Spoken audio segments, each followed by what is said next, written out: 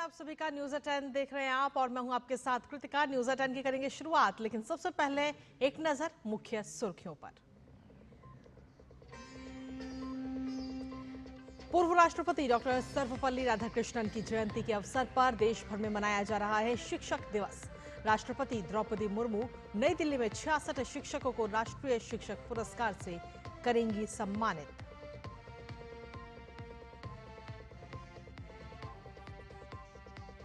भूटान के प्रधानमंत्री शेरिंग टोब्गे आज अयोध्या में श्री राम लला के करेंगे दर्शन। शाम को विदेश मंत्री डॉक्टर एस जयशंकर से करेंगे मुलाकात।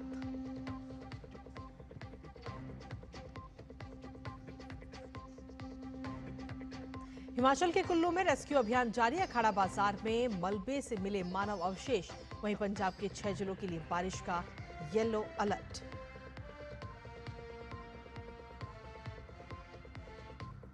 राजनीतिक उथल पुथल के बीच थाईलैंड की संसद में नया प्रधानमंत्री चुनने के लिए मतदान। इस बीच पूर्व प्रधानमंत्री थक्सिन शिनावात्रा अचानक देश छोड़कर दुबई भागे।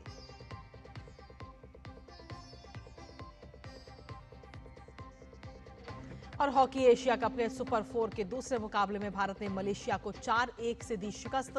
टूर्नामेंट में आज है रेस्ट डे। अगला मुकाबला शनिवार को चीन से। तो ये थी प्रमुख खबरें और अब विस्तार से बात करेंगे, जहां पूर्व राष्ट्रपति डॉक्टर सर्वपल्ली राधाकृष्णन की जयंती के अवसर पर देश भर में शिक्षक दिवस मनाया जा रहा है। इस अवसर पर राष्ट्रपति द्रौपदी मुर्मू आज नई दिल्ली में 66 शिक्षकों को राष्ट्रीय शिक्षक पुरस्कार 2025 से सम्मानित करेंगी। इनमें 45 शिक्षकों का चयन स्कूली शिक्षा और साक्षरता विभाग ने किया है, जबकि 21 शिक्षकों का चयन उच्चतर शिक्षा विभाग की ओर से किया गया। जिला, राज्य और राष्ट्रीय स्तर पर 3 चरणों में एक पारदर्शी और ऑनलाइन प्रक्रिया के माध्यम से इन शिक्षकों का चयन किया गया है। शिक्षकों को राष्ट्रीय पुरस्कार प्रदान करने का उद्देश्य उनके अद्वितीय योगदान को रेखांकित करना और ऐसे शिक्षकों का सम्मान करना है जिन्होंने अपनी प्रतिबद्धता और परिश्रम से न सिर्फ शिक्षा की गुणवत्ता में सुधार किया है, बल्कि अपने छात्रों के जीवन को भी समृद्ध किया है।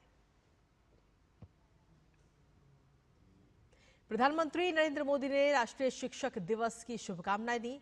पीएम मोदी ने सोशल मीडिया प्लेटफॉर्म एक्स पर पोस्ट किया, जिसमें उन्होंने लिखा कि हमारे मेहनती शिक्षकों समेत सभी को शिक्षक दिवस की हार्दिक शुभकामनाएं। मस्तिष्कों को संवारने में शिक्षकों की निष्ठा एक मजबूत और उज्जवल भविष्य की नींव है। उनकी प्रतिबद्धता और करुणा सराहनीय है। प्रख्यात विद्वान और शिक्षक डॉक्टर सर्वपल्ली राधाकृष्णन की जयंती पर हम उनके जीवन और विचारों को भी याद करते हैं।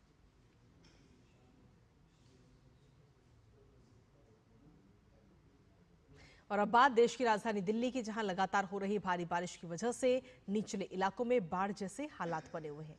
यमुना नदी का जलस्तर गुरुवार से कुछ घटना भी शुरू हो चुका है। हालांकि ये अब भी खतरे के निशान से 2 मीटर से ज्यादा ऊपर बह रहा है। आज दिल्ली के पुराने रेलवे पुल पर यमुना नदी का जलस्तर 207.33 मीटर पर है, जबकि गुरुवार को यमुना का जलस्तर 207.48 मीटर तक पहुंच गया था, जो इस साल का उच्चतम स्तर है। तो वहीं हथनीकुंड बैराज से 1,10,883 क्यूसेक पानी छोड़ा गया। वजीराबाद बैराज से 1,76,850 क्यूसेक और ओखला बैराज से 2,44,478 क्यूसेक पानी छोड़ा गया। राज्य सरकार निचले इलाकों में रहने वाले लोगों को सुरक्षित स्थानों पर पहुंचाने और राहत सामग्री पहुंचाने में जुटी हुई है। तो वहीं मौसम विभाग के मुताबिक आज से दिल्ली में बारिश का दौर थम सकता है। हिमाचल प्रदेश के चंबा में होने वाली श्री मणिमहेश यात्रा में फंसे श्रद्धालुओं को रेस्क्यू किए जाने का नाम लगातार जारी है। आज भी सुबह 6:30 बजे से रेस्क्यू ऑपरेशन की शुरुआत हुई। इस रेस्क्यू ऑपरेशन के लिए वायुसेना चिनूक हेलीकॉप्टर का इस्तेमाल कर रही है। चिनूक हेलीकॉप्टर की पहली उड़ान में 50 श्रद्धालु भरमौर से चंबा सुरक्षित लाए गए। मौसम अनुकूल बना हुआ है और उम्मीद है कि आज सभी श्रद्धालुओं को सुरक्षित निकाल करके उनके गंतव्य भेजा जाएगा।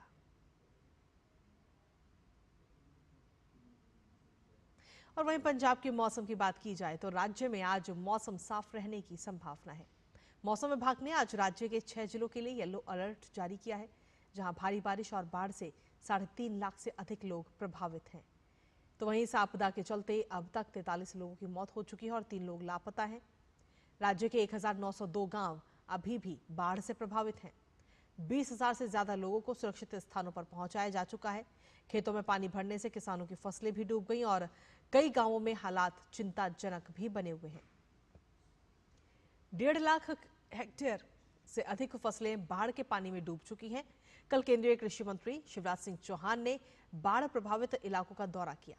साथ ही केंद्र की 2 टीम अब तक हुए नुकसान का आकलन करने के लिए तैनात की गई है। देश के कई राज्यों में बारिश का दौर लगातार जारी है। पहाड़ों से लेकर मैदानी इलाकों तक लगातार हो रही बारिश से स्थिति गंभीर बनी हुई है, जहां पंजाब, हिमाचल और दिल्ली के इलाके बाढ़ से प्रभावित हैं। भारतीय मौसम विभाग ने आज गुजरात के कई जिलों में भारी बारिश का रेड अलर्ट जारी किया है। नवसारी, वलसाड और डांग जिलों के लिए भारी से बहुत भारी बारिश की चेतावनी जारी की गई। इसके अलावा अमरेली, बोटाद, भावनगर और सूरत में बारिश का ऑरेंज अलर्ट जारी किया गया। आने वाले कुछ दिन गुजरात में मौसम के ऐसे ही बने रहने की भी संभावना है। इसके अलावा राजस्थान, महाराष्ट्र और मध्य प्रदेश के कुछ हिस्सों के लिए बारिश का ऑरेंज अलर्ट जारी किया गया। वहीं देश के अन्य हिस्सों में अब बारिश से राहत मिलती नजर आ रही है। उत्तर प्रदेश, विदर्भ, कर्नाटक और केरल में बारिश से राहत रहेगी। राजस्थान के अजमेर जिले में लगातार हो रही बारिश, मूसलाधार बारिश से आम जीवन काफी प्रभावित हो गया है। अजमेर के बोराज गांव में भारी बारिश के कारण एक बड़ा हादसा भी होने से टल गया। देर रात बोराज तालाब की पाल टूटने से कॉलोनियों और निचले इलाकों में पानी तेजी से घुस गया, जिससे सड़कों और घरों में जल भराव हो गया। कई घरों के भीतर पानी भर जाने से लोगों को भारी परेशानी का भी सामना करना पड़ा। हालांकि जिला प्रशासन की शीघ्र कार्रवाई से किसी प्रकार की जनहानि नहीं हुई। संभावित खतरे को देखते हुए पहले ही सैकड़ों घरों को खाली करा लिया गया था। तालाब की पाल टूटने के बाद आपदा प्रबंधन दल, पुलिस और प्रशासनिक टीमें तुरंत मौके पर पहुंची और लोगों को सुरक्षित स्थानों पर पहुंचाया गया।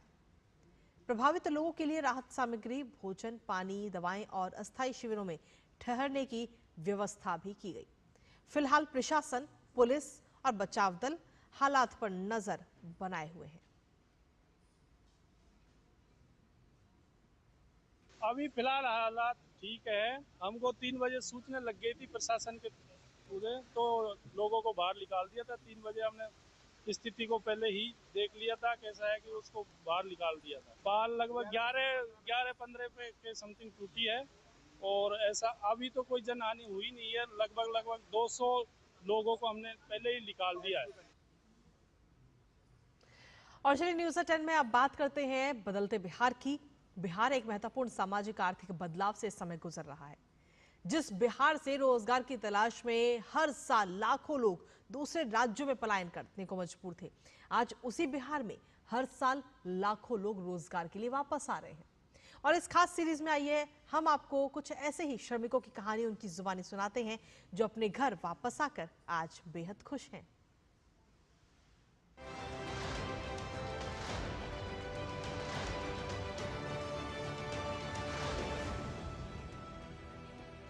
बिहार में तीव्र गति से हो रहे इंडस्ट्रियलाइजेशन ने रोजगार की असीम संभावनाओं को राज्य में जन्म दिया है।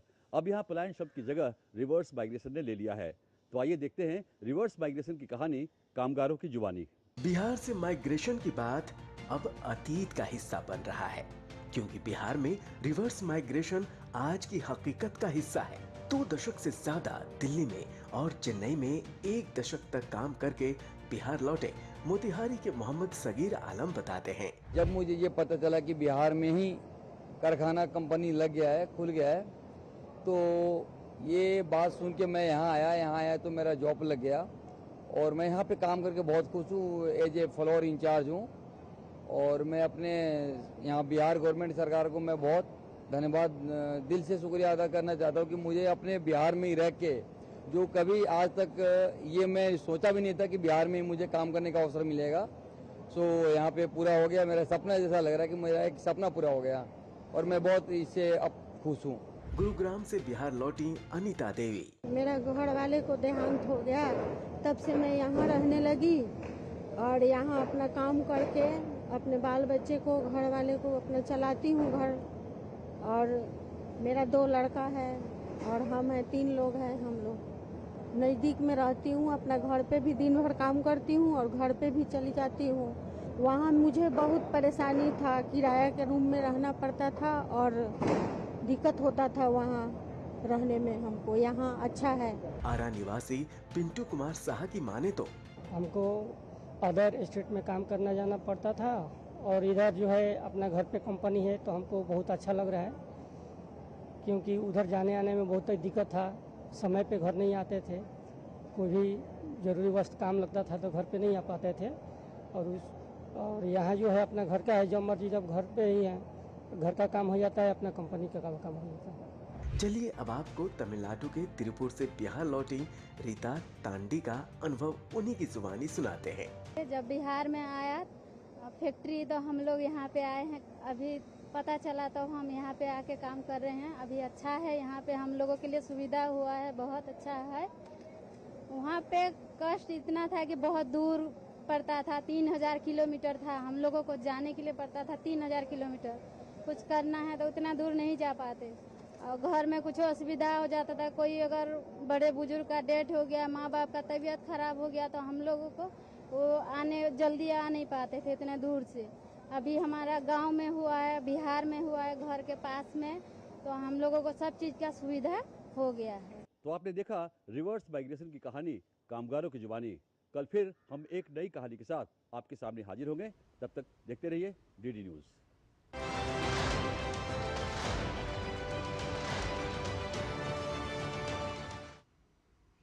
और इसी के साथ न्यूज़ 10 में आगे बढ़ते हैं, जहां आपको बता दें कि यूपीएससी की प्रतिभा सेतु डिजिटल पोर्टल उन अभ्यर्थियों के लिए एक सुनहरा मौका साबित हो रहा है जो बेहद काबिल हैं। उनकी मेहनत भी किसी से कम नहीं है, लेकिन मामूली अंतर से वो अंतिम सूची तक नहीं पहुंच पाते। प्रतिभा सेतु एक अनोखा डिजिटल मंच है जिसका मकसद उन मेहनती लेकिन अंतिम चयन से चूक गए उम्मीदवारों के लिए दूसरा मौका उपलब्ध कराता है। आइए आपको दिखाते हैं डीडी न्यूज़ की ये खास रिपोर्ट। प्रधानमंत्री नरेंद्र मोदी ने अपने मन की बात कार्यक्रम में यूपीएससी की एक बड़ी पहल का जिक्र किया है। उन्होंने बताया कि अब यूपीएससी परीक्षा देने वाले काबिल लेकिन अंतिम चयन से चूक गए अभ्यर्थियों को भी मिलेगा सुनहरे करियर का एक नया मौका। ये अवसर मिलेगा उन्हें प्रतिभा सेतु डिजिटल प्लेटफॉर्म के जरिए। प्रतिभा सेतु यानी professional resource and talent integration bridge for hiring aspirants UPSC का एक अनोखा डिजिटल मंच है। इसका मकसद है मेहनती लेकिन अंतिम चयन से चूक गए उम्मीदवारों के लिए दूसरा मौका उपलब्ध कराना। यूपीएससी की परीक्षा की एक सच्चाई और भी है। हजारों ऐसे उम्मीदवार भी होते हैं जो बेहद काबिल होते हैं, उनकी मेहनत भी किसी से कम नहीं होती, पर मामूली अंतर से वो अंतिम सूची तक नहीं पहुंच पाते। इन उम्मीदवारों को दूसरी परीक्षाओं के लिए नए सिरे से तैयारी करनी पड़ती है। इसमें उनका समय और पैसा दोनों खर्च होता था। इसलिए अब ऐसे होनहार विद्यार्थियों के लिए भी एक डिजिटल प्लेटफॉर्म बनाया गया है और इसका नाम है प्रतिभा सेतु। इस पहल का मकसद है उन मेधावी उम्मीदवारों को दूसरी अच्छी और बड़ी नौकरी के लिए एक और मौका देना जो यूपीएससी की कठिन परीक्षा की सभी चरणों को पार करने के बावजूद अंतिम मेरिट में नहीं आ सके। ये केंद्र और राज्य सरकारों, सार्वजनिक क्षेत्र और निजी क्षेत्र की कंपनियों को यूपीएससी परीक्षाओं के गैर सिफारिश प्राप्त लेकिन योग्य उम्मीदवारों से जोड़ता है। चयन करने वाले संगठन एक आसान डैशबोर्ड के जरिए उम्मीदवारों के बायोडेटा को देख सकते हैं, उन्हें शॉर्टलिस्ट कर सकते हैं और उनका चयन कर सकते हैं। प्रतिभा सेतु में उन उम्मीदवारों का डेटा रखा गया है जिन्होंने यूपीएससी की अलग अलग परीक्षाओं के सभी चरण पास किए, लेकिन अंतिम मेरिट लिस्ट में उनका नाम नहीं आ पाया। इस पोर्टल पर 10,000 से ज्यादा ऐसे होनहार युवाओं का डेटा बैंक मौजूद है। फिलहाल इस डिजिटल प्लेटफॉर्म पर civil services, engineering services, CDS, medical services, forest services सहित कई यूपीएससी परीक्षाओं के 10,000 से अधिक उम्मीदवारों की प्रोफाइल उपलब्ध है। प्रतिभा सेतु की यह पहल न केवल संस्थाओं को गुणवत्तापूर्ण मानव संसाधन उपलब्ध कराएगी, बल्कि मेहनती और योग्य युवाओं को अपने सपनों की मंजिल तक पहुंचने का पुल भी प्रदान करेगी। Bureau report, DD news.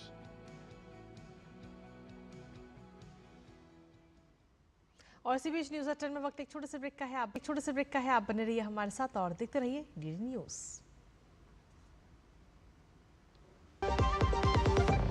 जिन्होंने यूज किया है वो जानते हैं असली हींग का स्वाद। MDH सुपर हींग, शुद्धता का असली तड़का। MDH। LIC लाया है unit linked insurance plan index plus. जीवन बीमा पाइए और निफ्टी स्टॉक्स के साथ अपने मार्केट रिटर्न्स को तेजी से बढ़ाइए। इस अट्रैक्टिव कॉम्बिनेशन के साथ अपना कल सुरक्षित कीजिए। सिर्फ 2500 रुपए मंथली प्रीमियम से शुरुआत कीजिए। आज ही LICindia.in पर जाएं। मेरी पसंद, मेरी पसंद, मेरी पसंद, मेरी पसंद, हमारी पसंद, हम सबकी पसंद। मजबूत देश का मजबूत सरिया हो गया स्टील। अब आया असली स्वाद, अब आया स्वाद। जब स्वाद के पड़े हो लाले तो MDH का चंकी चाट मसाला डालें। MDH का चंकी चाट मसाला। MDH। और ब्रेक के बाद एक बार फिर से स्वागत आप सभी का न्यूज़ 10 में। अब रुक करते हैं अन्य तमाम खबरों का, जहां केरल में आज ओणम का त्योहार पूरे उत्साह और उल्लास के साथ मनाया जा रहा है। मलयाली समुदाय के इस विशेष त्योहार में मान्यता है कि आज ही के दिन राजा महाबली पाताल लोक से प्रजा से मिलने आते हैं। इस दौरान लोग घर के प्रवेश द्वार पर रंगोली बनाते हैं, घरों को रोशनी और फूलों से सजाते हैं। साथ ही विशेष तौर पर भोजन सद्धा बनाया जाता है। इस त्योहार को खेतों में अच्छी फसल की अच्छी उपज के लिए भी मनाया जाता है। और आज के दिन सुबह से ही गुरुवायूर श्री कृष्ण मंदिर, सबरीमाला अयप्पा स्वामी मंदिर, श्री पद्मनाभ स्वामी मंदिर जैसे मंदिरों में श्रद्धालुओं की भारी भीड़ भी देखी जा रही है।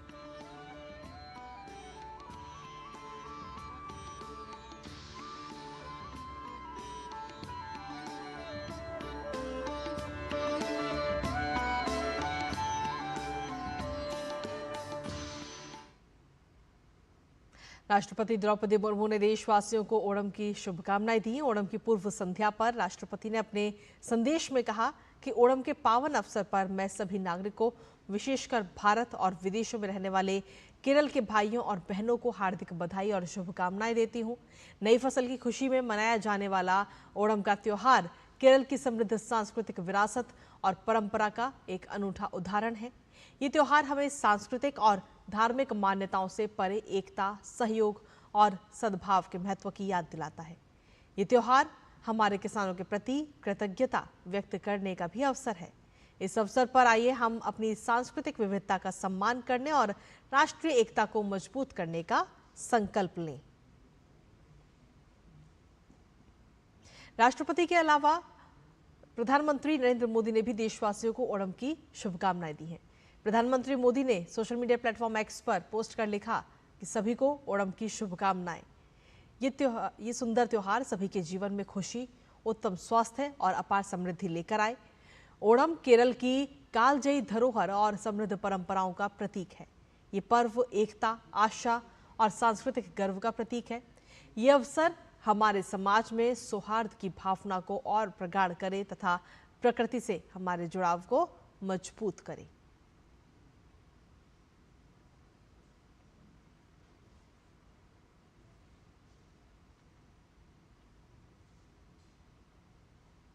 और न्यूज़ 10 में अब आगे बढ़ते हैं, जहां भारत के दौरे पर आए भूटान के प्रधानमंत्री दाशो शेरिंग तोब्गे आज अयोध्या धाम में हैं। तोब्गे आज अयोध्या में राम जन्मभूमि में श्री रामलला के दर्शन और पूजन करेंगे। साथ ही हनुमानगढ़ी में भी दर्शन कर भगवान श्री हनुमान का आशीर्वाद लेंगे।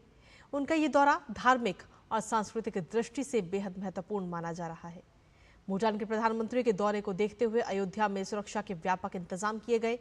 अयोध्या के बाद भूटान के पीएम दिल्ली आएंगे और दिल्ली में विदेश मंत्री डॉक्टर एस जयशंकर के साथ मुलाकात करेंगे। इस दौरान कई अहम मुद्दों पर चर्चा होने की भी संभावना है।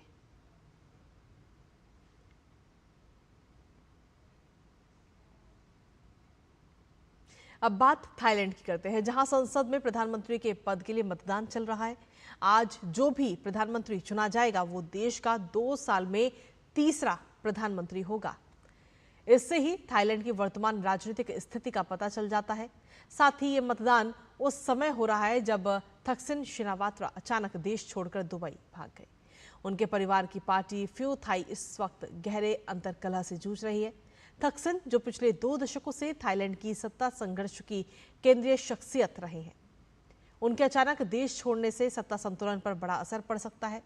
विश्लेषकों का कहना है कि थाईलैंड की राजनीति एक बार फिर पुराने पैटर्न की ओर लौट रही है, जहां थक्सिन समर्थक ताकतों और पारंपरिक रूढ़िवादी धड़ों के बीच संघर्ष और तेज हो सकता है।